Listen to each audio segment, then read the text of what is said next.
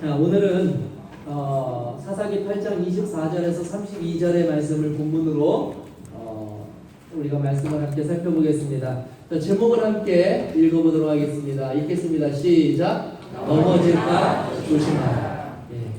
자, 우리가 지금까지 기드온과 관련된 말씀을 함께 나누었고요. 오늘 드디어 이 기드온에 관한 마지막 기사를 저와 여러분들이 살펴보도록 하겠습니다. 자, 오늘 본문을 다루기 전에 제가 먼저 미리 좀 운을 좀 띄워야 될 것이 있습니다. 그것은 무엇이냐면 지금까지 우리가 보았던 기드온은 어떤 기드온이었습니까? 의롭고 용맹하고, 그렇죠? 그리고 무엇인가 하나님의 뜻을 순종하는데 주저함이 없는 용사 기드온의 모습을 쭉 살펴보았고, 믿음의 사람 기드온의 모습을 살펴보았습니다. 그런데 오늘 우리가 살펴볼 이 마지막 기드온의 기사는 조금 실망스럽습니다. 사실은 조금 실망스러운 것이 아니라 우리가 지금까지 보았던 기드온의 모습이 있기 때문에 그래서 그런지 많이 실망스럽습니다. 사실 이런 이야기들을 성경에서 읽을 때면은 좀 마음이 많이 안 좋습니다.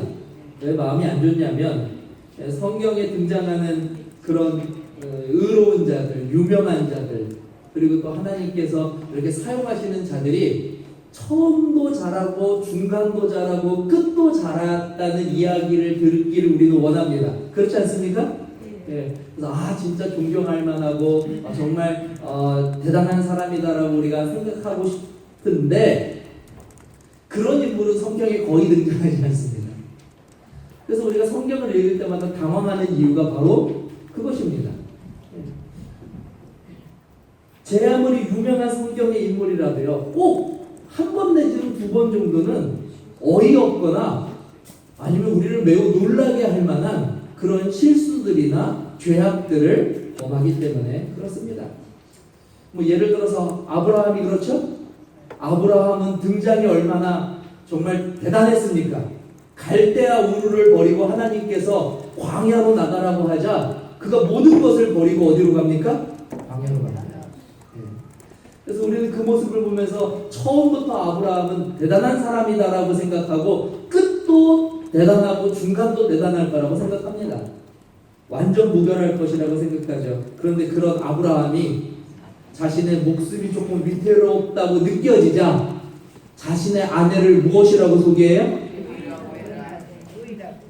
그 누이라고 하는 말이 무슨 그럴 수도 있죠. 아닙니다. 지금 누이라고 하는 순간에 이방의 왕이 자신의 아내를 무엇할 상황이에요 지금? 자신의 왕을 그의 아내로 삼을 판입니다 지금. 어떻게 이런 남자가 여러분들 여기 계시는 많은 우리 자매님들 계신데 이런 남자랑 살면 사시겠습니까? 안 사세요? 집사님 아직까지도 이렇게 행복하게 사시는 거 우리 장로님은 안 그러신 것 같아요. 절대 배신하지 않죠. 근데 이 아브라함은요, 실망스럽게도 한 번이 아니라 무려 두 번이나 같은 고의적인 실수를 행합니다. 그래서 우리가 아브라함을 성경에서 가장 의로운 자라고 생각하고 아브라함의 삶을 살펴보다가 이런 이야기를 읽으면 뭐야? 성경에 왜 이런 이야기를 기록하고 있지? 라고 생각하게 되는 것입니다. 그뿐만이 아닙니다. 사실 가장 황당한 인물은 다윗입니다. 그렇죠? 다윗 등장은 또 얼마나 화려했습니까?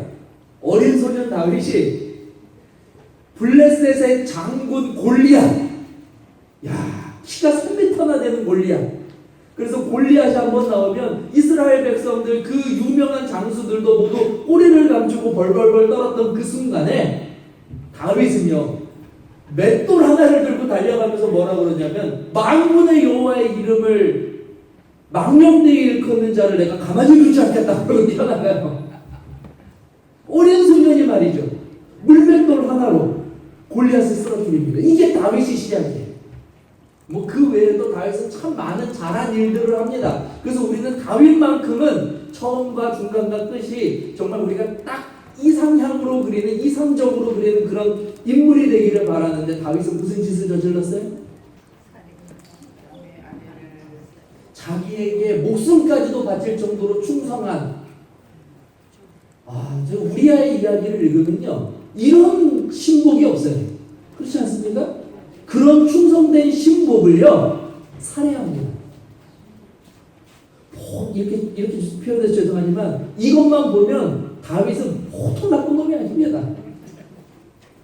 그렇지 않습니까? 뿐만 아니라 그 충성된 이 신하의 아내를요 강제로 취합니다. 그래서 한 변호사가요 다윗의 죄를 오늘날 현대법을 적용해서 이렇게 형벌을 매기면 어떻게 될까를 또 연구해가지고 기독교 신문에 올렸어요. 몇 가지가 이 법에 걸리냐면 우리나라 법에 몇 가지 걸리면 무려 11가지가 법에 적축된답니다. 그래서 최하 무기징역입니다. 그러니까 이건 사회적으로도 있을 수 없는 끔찍한 죄를 저지른 것이죠. 누가요? 가룟 유다가 아니면 다윗이에요.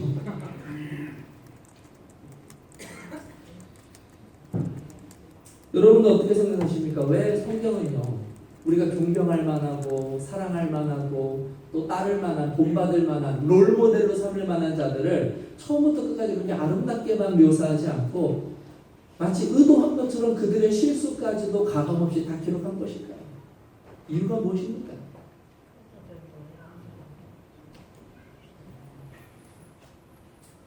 첫 번째로 우리가 그 이유는요 성경의 그 기록된 이야기가 신화가 아니기 때문에 그렇습니다. 뭐가 아니라고요? 누군가를 영웅으로 만들려고 의도적으로 조작한 이야기가 아니기 때문에 그렇습니다. 성경에 기록된 이야기는요 가감없는 실제 이야기를 기록하기 때문에 그렇습니다.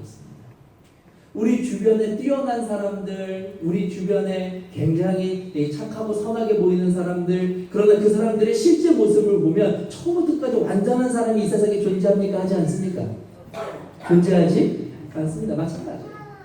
성경에 기록된 사람들도 하늘에서 뚝 떨어진 사람들이 아니라 사실은 우리와 똑같은 삶을 살았던 사람들이고 그래서 연약한 사람들이고 실수가 있었던 사람들이고 단점이 있었던 사람들이기 때문에 잘한 것도 있지만 무엇한 것도 있을 수밖에 없어요. 실수한 것도 있을 수밖에 없는 것입니다. 그래서 그들의 실수를 기록하지 않은 기록한 이유는 무엇이냐면 이게 진짜이기 때문에 그래요. 진짜. 조작된 이야기가 아니기 때문에 그렇습니다. 만약에 누군가의 주장처럼 성경이 조작된 이야기라면 어떤 바보가 믿음의 사람들의 이런 이 허물들을 기록하겠습니까? 저라도 그렇게 하지 않겠습니다. 그러나 오늘 성경의 이야기는 현실에 있는 이야기를 그대로 기록하여 것이기 때문에 이런 허물들도 기록되어 있는 것입니다. 그럼 허물들을 기록한 이유는 무엇인가? 그 이야기를 통해서도 저와 여러분들이 그 이야기를 통하여서도 받을 교훈이 있고 깨달을 것이 있고 우리들의 삶에 적용하여서 보다 나은 영적 삶을 위하여 우리가 우리의 모습들을 다시 바라보면서 개선할 것들을 배울 수 있기 때문에 그렇습니다. 그래서 제가 제일 지난번에 한번 설교 때도 말씀드렸는데요.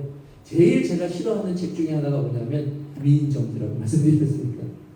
저는 자신 있게 말할 수 있는 게요. 저는 누구보다도 위인전기를 많이 읽은 사람 중에 한 명이라고 말할 수 있습니다. 왜냐하면 초등학교 시절 저희 어머니가 항상 책을 사실 때 그냥 뭐 한두 권이 아니라 30권, 50권, 막 100권씩 이렇게 한 질로 사셨거든요. 제일 많이 산 게 뭐냐면 위인전기. 위인전기입니다. 저는 그래서 집에서 심심하니까 늘 이렇게 책을 읽었는데 그 위인전기를 정말 다 읽었어요. 저희 어머니가 기대하죠. 제가 위인전기를 읽으면. 무엇을 기대하겠습니까?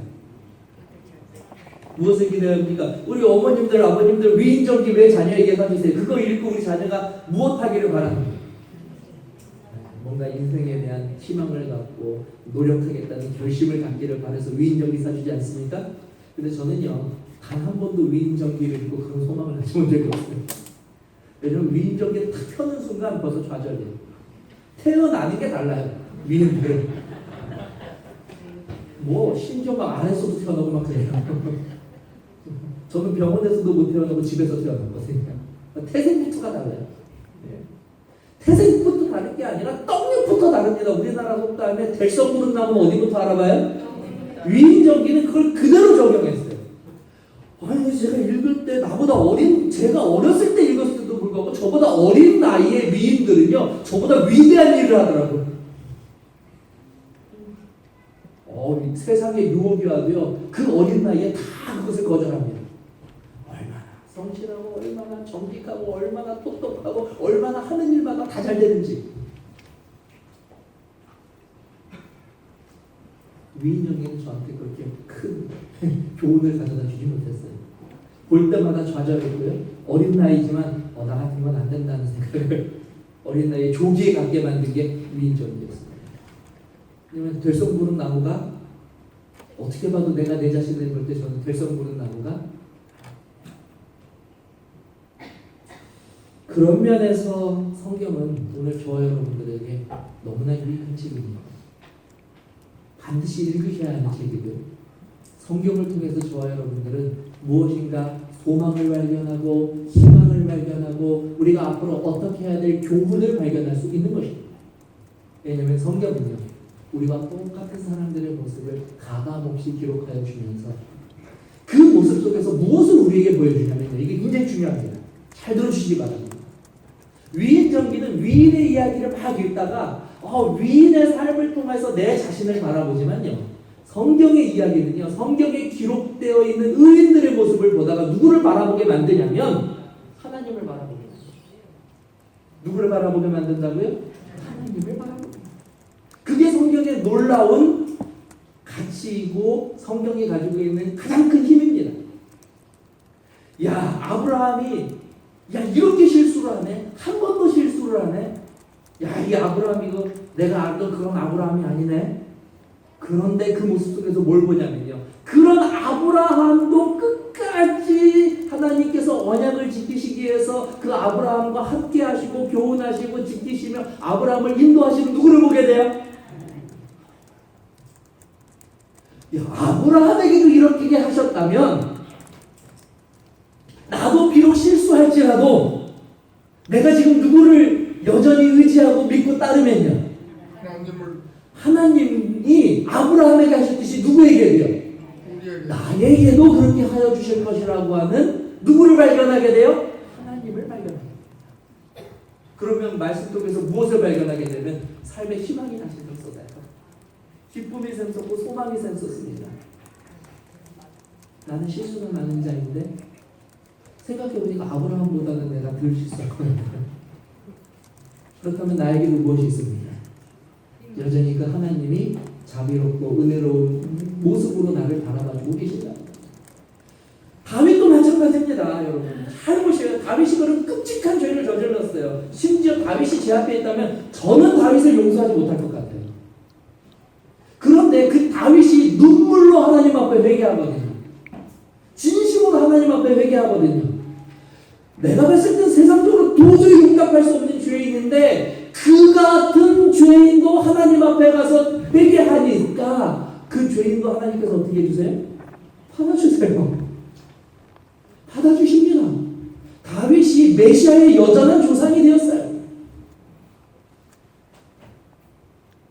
이 세상에 하나님 앞에 받아들여질 수 없는 죄인이 있습니까? 없습니까? 그걸 어떻게 확신하십니까? 위인전기로는 확신할 수 없어요. 성경 말씀이 오늘 우리에게 다윗의 삶을 보여주면서 다윗에게 대하신 하나님의 모습을 확증하여 주셨습니다. 그리고 오늘 저와 여러분들도 무슨 죄를 짓든 어떠한 어려움에 있든 내가 어떤 실수를 하였든 무엇 할 수 있냐면 하나님 앞에 내가 진심으로 내 죄를 통회한다면 하나님께서 나를 받아주실 수 있다고 하는 확신을 가지고 소망 가운데 하나님을 다시 찾을 수 있다는 것입니다. 가장 어리석은 말이 무엇이냐면 난 죄가 많아서 더 이상 교회 갈 수 없다. 나는 죄가 많아서 이제는 하나님 믿기엔 너무 늦었다는 것입니다. 무엇을 못 읽어보기로 하냐면 위인전기만 읽고 성경은 읽지 못한 결과입니다. 성경은 그래서 의인들이나 혹은 성경의 여러 정말 훌륭한 인물들의 그런 결함들도 우리들에게 소개하여 주면서 우리들을 영적으로 이와 같이 교훈하여 주고 계신 것입니다. 자, 그렇다면 이제 여기까지가 서론입니다. 자, 지금부터 본론입니다. 도대체 기드온은 무슨 잘못을 저질렀을까요? 기드온은요, 두 가지 잘못을 저질렀습니다.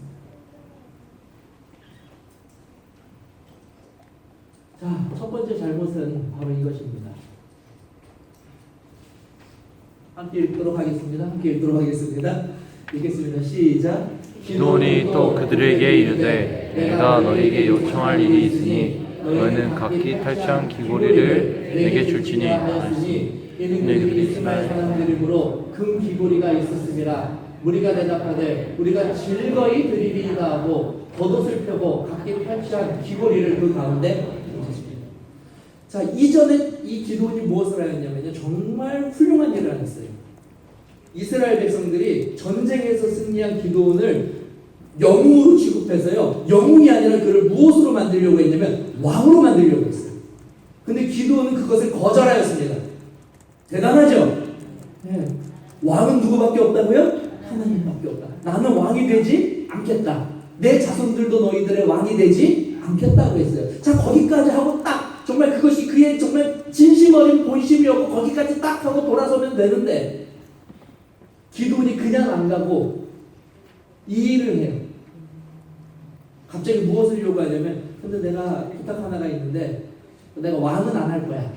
그런데 이번 전쟁을 통해서 너희들이 얻은 탈취물 중에 금들이 있지, 금. 많이도 아니고 금 귀고리.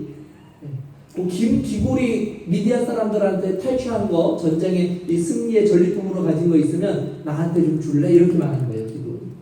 그러니까 뭐 기드온이 가져다 준 게 한두 개입니까? 사람들이 뭐라고 대답해요? 우리가 어떻게 죽였다고요? 이거는요, 원어적으로 해석을 하면은요, 여기서도 이제 조금 부드럽게 즐거이 드리리라 했는데요, 원어적으로는요, 당연히 드리고 말고쇼 이거예요. 당연히 드리죠. 뭐 그게 뭐 어떻게 된다고 해서 귀걸이를 이렇게 던졌어요. 여러분, 금귀걸이, 저도 귀걸이를 안 해봐서 모르는데 이거 무게가 얼마나 합니까? 귀걸이, 금귀걸이. 귀가 약하니까 뭐 한 100g짜리 못 달고 다닐 거 아니에요. 기껏해야 몇 그램 정도 될까요? 귀걸이가. 뭐 한 2, 3g 하나에 5g? 10g도 좀 무겁나요? 뭐 2, 3g? 당시에는 귀가 뭐 찢어지도록 달았을 수도 있으니까 10g? 자, 그런데 이 귀걸이를 던졌어요. 그래서 겉옷에다가 얼마나 모였는 줄 아십니까? 금으로 된 귀걸이가. 기드온이 요청한 금 귀걸이의 무게가 금 1700세겔이 됐어요. 귀걸이만 던졌는데 1700세겔은 얼마냐면요, 오늘날로 환율하면요, 귀걸이를 던졌는데 20kg가 됐다는 거예요. 금이 몇 킬로가 모였어요? 20kg. 대단하죠? 그래서 그 20kg 금을 가져다가 기드온이 뭘 했냐면 이거 하려고 한 거예요. 뭐 그 외에도 많이 던졌어요. 뭐 초승달 장식물과 폐물과 미디안 왕들이 입었던 자색 의복도 던지고 뭐 다 갖다 줬습니다. 뭐 사슬도 갖다가 주고요. 요거 다 모아가지고 무엇을 했냐면 기드온이 이걸 했어요. 읽겠습니다. 시작. 기드온이 그 금으로 에봇 하나를 만들어 자기의 성읍 오브라에 두었더니 온 이스라엘이 그것을 음란하게 위함으로 그것이 기드온과 그 집의 올무가 됐다. 에봇이 뭐냐면요, 요게 에봇이에요. 지금 이걸 뭐라 그럴까요? 앞치마죠. 예. 요 앞치마처럼 입고 있는 요거를 에봇이라고 해요. 요 에봇은 누구만 있냐면 대제사장만 입는 것입니다. 요 에봇에 보면 여기 12진주가 달려있고요. 여기에 이제 우림과 둠림이 들어가는 주머니가 있는데요. 우림과 둠림이 무엇이냐면 하나님의 뜻을 물을 때에 쓰던 것이 우림과 둠림이에요. 그래서 하나님이 옳다고 하면은 불이 들어오고 하나님께서 거절하면은 빛이 나지 않는 이런 방식으로 제사장이 하나님의 뜻을 물을 때 이 옷을 입었어요. 에봇을. 그 굉장히 거룩한 옷이죠. 근데 이 옷을 누가 만들었냐면 기드온이 누구를 위해 만들었냐면 자기를 위해 만들었어요. 그것도 에봇으로 모양으로 만든 것이 아니라 이 에봇보다 더 화려한 순금으로, 하나님의 성전에서 이 사용되는 에봇보다 더 화려한 순금으로 에봇을 만들어서 그걸 또 어디다 갖다 놨냐면 자기 집에 갔어요. 자기 집에. 오브라에. 여러분 왜 기도원이 이런 짓을 하였습니까? 왜 이런 짓을 하였을까요? 기도원이 뭐라고 그랬냐면요. 당신은 우리의 왕으로 삼겠습니다 하니까 기도원이 누구의 은혜예요? 이게 다 하나님의 은혜지 내가 한 거 없어. 그냥 나는 하나님의 하늘에서 한 것뿐이야 라고 말은 그렇게 하는데 아쉬운 거예요. 여전히 자기가 했던 그 승리를 기념하고 싶은 거예요. 내심 그것을 자랑하고 싶은 것입니다. 나는 하지 않은 거야 라고 말하는데 뭘 만들고 앉아있어요 지금? 자신의 승리를 영원히 자랑하고 사람들에게 보여줄 수 있는 기가 막힌 기념품을 만든 것이 무엇이냐면 이 에봇입니다. 그리고 그것을 자기 집에 갖다 놔요. 어떤 일이 벌어졌을까요? 어떤 일이 벌어졌겠습니까? 다 하나님이 하셨다고 그러는데 여기가 이때부터 관광 명소가 됩니다. 300명으로 13만 5천 명 무지를 기도원의 그 승리를 기념하기 위해서 당시에 실로에 법궤가 있었고 그곳에서 제사장이 예배를 드렸거든요. 실로에 갈 필요가 없어. 실로에서 드려지는 그 1000오르짜 에봇보다 더 귀한 에봇이 기도원의 집에 있다더라. 우리 그 기도원의 집에 가가지고 그 에봇 한번 구경하고 우리 기도원도 한번 만나고 사인도 받고 사진도 찍고 오자. 기도원이 아침에 딱 일어나서 무엇하고 있을까요? 상상해 보세요. 아침에 일어나서 뭐 할까요? 자기에게 영광 돌리고 칭찬하고 자기를 이렇게 하는 사람들을 아침에 다 기다리는 거예요. 샵 갔다 와서 말이죠. 앉아가지고 기다리는 겁니다. 사람들이 끊임없는 발걸음을 와서 기도원이 거두었던 승리를 찬양하고 그에게 영광을 돌려요. 나 하나님이 하셨다지만 이 인기를 무엇하기 싫어요? 이 인기를 내려놓기 싫습니다. 혹시나 이것이 잊혀질까봐 무엇을 만들었어요? 황금으로 무엇을 만들었어요? 에봇을 만들어서 갖다 놨어요. 기도원은 내심 이것이 잘하는 것이라고 생각했을지도 몰라요. 그런데 문제가 되었어요. 왜냐하면 이것이 황금 에봇이었기 때문에 사람들이 나중에 무엇을 하기 시작했냐면 이 황금 에봇에다가 돈을 조금씩 갖다 놓기 시작하고 어떤 사람들은 무릎을 꿇고 에봇에게 기도를 하기 시작하고 소문이 점점 나기 시작하는 거예요. 어떤 사람이 에봇 앞에서 기도를 했는데 애가 생겼다더라. 어떤 사람이 에봇에서 기도했는데 갑자기 안 되던 사업이 잘 됐다더라. 어떤 사람이 에봇 앞에서 기도를 했는데 이런 일이 벌어졌더라. 결국에는요 이 에봇에게 사람들이 무엇을 하기 시작했냐면 에봇을 우상으로 섬기기 시작했어요. 그래서 이스라엘 사람들이 이 앞에서 음란한 행위, 다시 말하면 우상 숭배를 시작했다는 것입니다. 여러분 기도원이 어떤 사람이었는지 아세요? 기도원이 우상 숭배로 인하여 미디안의 공격을 받았던 이 이스라엘을 하나님의 은혜로부터 구원하여서 더 이상 우상 숭배에 빠지는 죄가 얼마나 무서운 죄인지를 가르쳤던 자가 기도원입니다. 그런데 그 기도원이 하나님 앞에 겸손하지 못함으로 오히려 무엇을 조장한 자가 되었어요? 우상 숭배를 조장하고 퍼뜨리는 자가 되었다는 사실. 우리들의 삶에도 이런 에봇들이 있습니다. 이런 에봇들이 있어요. 특히 우리가 간증할 때 조심해야 합니다. 내가 기도하였더니 하나님께서 나에게 많은 재물을 주셨어. 다 누구에게 영광을 돌리는 것 같아요? 처음에 제가 이 기도원 이야기 읽었을 때는요, 정말 기도원이 에봇 만든 것이 잘못인지 몰랐어요. 왜냐면 에봇을 만들었다는 건 거룩한 하나님의 그 제사장의 의복을 만들었으니 기도원은 정말 믿음의 사람이다 그렇게 생각했어요. 참 교묘한 거예요. 이게 딱 드러나면 기도원이 이렇게 안 했겠죠. 우리가 교묘하게 사람들 앞에서 하나님의 영광을 드러내는 간증을 하는 것 같은데 알고 보니 내 재산을 자랑하고 내가 얻은 능력을 자랑하고 내가 얻은 지위를 자랑하고 내가 이렇게 한 일들에 대해서 자랑하는데 더 급급한 거예요. 그 뒤에 앞에는 뭘 붙이지만 기도해서 이렇게 됐다고 그러고 신앙 열심히 해서 이렇게 됐다고 얘기합니다. 오늘 저와 여러분들이 하나님께 많은 것을 얻었다면 하나님 앞에 그만큼 겸손하게 되시기를 바랍니다. 오늘 우리가 하나님으로부터 기도의 응답을 받았다면 철저히 그것이 하나님의 능력임을 사람들에게 고백하시기 바랍니다. 거기에 나의 의지나 나의 노력이나 나의 어떤 것들이 들어가는 순간 그것은 에봇이 될 수밖에 없어요. 우상이 될 수밖에 없어요. 그 일을 저지른 거예요. 기도. 그래서 이것을 만들어 놓고 무엇을 했냐면 자기 집 앞에 딱 갖다 놨어요. 많은 사람들이 여기에 이제 이것을 신으로 여기고 이것을 우상으로 여기고 섬기기 시작한다는 것이죠. 두 번째로 기드온이 한 잘못은 이것입니다. 읽겠습니다. 시작. 기드온이 아내가 많음으로 그의 몸에서 낳은 아들이 70명이었고 세겜에 있는 그의 첩도 아들을 낳았으므로 그 이름을 아비멜렉이라 하였어요. 기드온이요 승리를 딱 하고 나니까 인기가 많습니다. 어마어마하게 올라가죠. 기드온이 겸손한 자였다면 그는 겸손하게 살았어야 하는데 그가 아내를 지금 드리기 시작했어요. 여러분 당시에 아내를 1명 내지는 2명 정도 두는 것은 일반인들도 이제 흔히 이렇게 하는 일들이었어요. 첩을 두는 일. 그런데 아내를 많이 두는 일은 딱 한 존재밖에 할 수 없었어요. 누구밖에? 예, 맞습니다.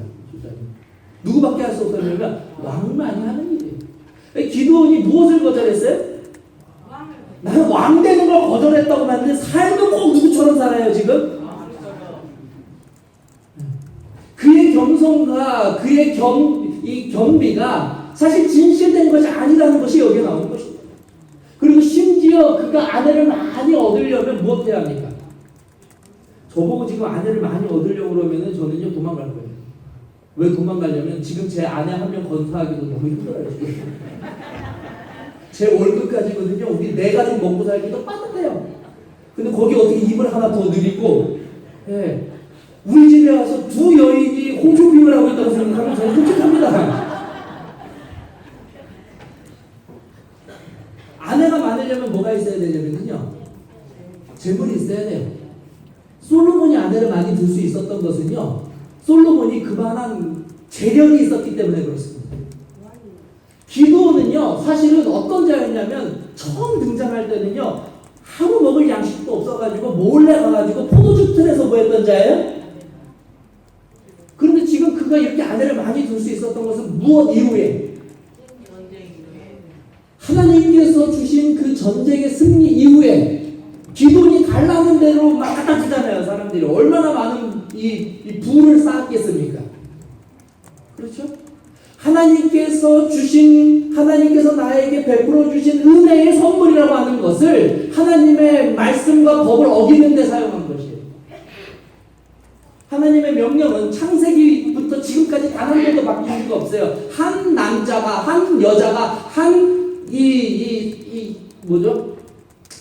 배우자를 만나는 것, 일부일청. 이것이 성경의 유일한 그리고 하나님께서 우리에게 주신 가정제도입니다. 기드온도 알고 있었어요. 겉으로는 하나님께서 나에게 은혜를 베푸셨다라고 말하고 그렇게 해서 주어진 것을 가지고 무엇을 사용하냐면 자기의 이기적이고 더러운 그와 같은 세상적 욕망을 채우는데 그것을 쓰면서도 입으로는 뭐라 그래요? 입으로는요? 하나님께서 나에게 은혜를 여러분, 이 끝이 어떤지 아십니까? 아들을 몇 명을 낳았어요? 70명을 낳았어요. 그런데 이 성경절에서요, 31절이 추가된 성경절입니다, 이게. 세겜에도 첩이 하나 있었어요. 근데 그의 첩에게서도 아들을 낳았는데 그 아들 이름이 뭐예요? 여러분들 이제 앞으로 우리가 이제 다음 주에나 그 다음 주에 살펴볼 이야기인데요.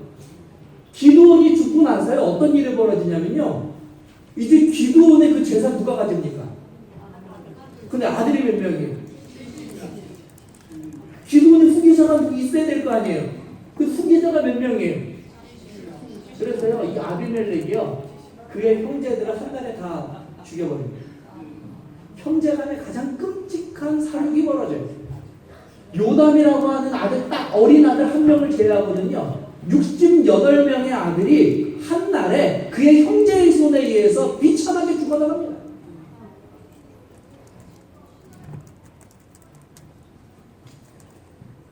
이것이 바로 기드온이 하나님 앞에 한 두 가지 실수입니다.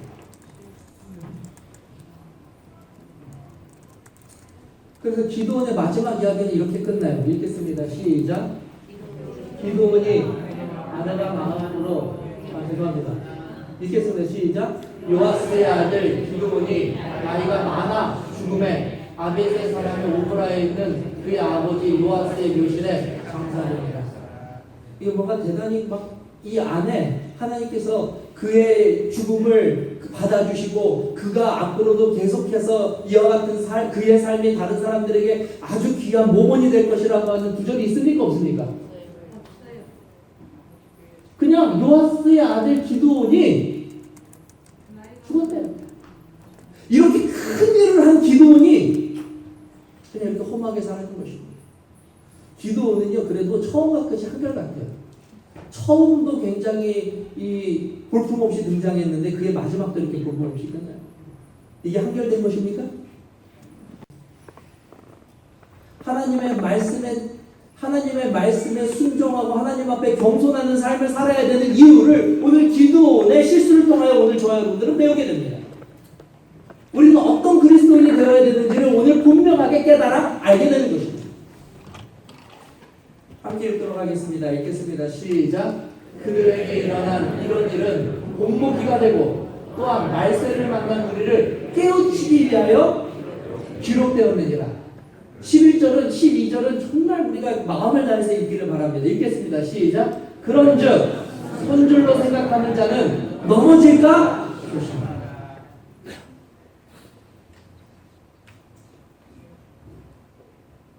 사랑하는 성도 여러분, 오늘 저와 여러분들이 2019년도의 마지막에 하나님 앞에 드려야 될 결심이 오늘 이 한식에 되어 있습니다. 우리는 기도가 같이 되기를 원치 않습니다. 그러기 위해서는 오늘 하나님 앞에 겸손하게 되시기를 바랍니다. 하나님 앞에 겸비하게 되시기를 바랍니다. 내가 무엇인가 이루었다고 자랑하지 않게 되시기 바랍니다. 나의 나된 것은 모두 다 하나님의 은혜라고 고백하게 되시기를 바랍니다. 오늘 아침에 눈을 뜬 것도 하나님의 생명을 주신 결과라고 고백하게 되시기를 바랍니다. 그와 같은 감사의 삶이 이루어지게 되기를 바랍니다. 그런 자들에게는 주님께서 정녕 아침 빛을 보게 하는 그와 같은 영광스러운 날을 저와 여러분들에게 허락하여 주실 것이라고 믿습니다. 오늘 우리는 기도원의 실수를 통하여 다시 한번 선줄로 생각하는 자는 넘어질까 조심해야 된다고 하는 교훈을 마음에 새기기를 간절히 원하면서 말씀을 마치도록 하겠습니다.